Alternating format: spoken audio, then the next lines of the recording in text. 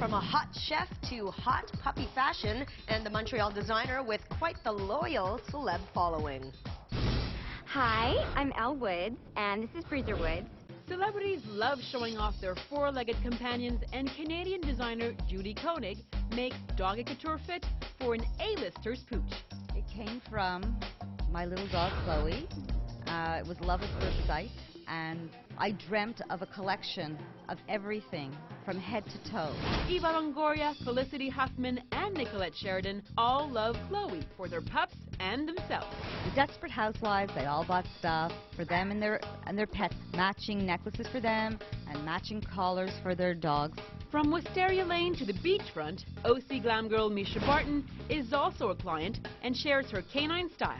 Well, she likes the skulls, she does like the dresses and the raincoats. But before these pop stars make their Hollywood debut, they'll want to get their paws on this season's hottest trend. Yes, she's wearing the denim trend. It's very hot amongst everybody. It's poured into the pet industry like crazy. And now we're looking at the sailor outfit.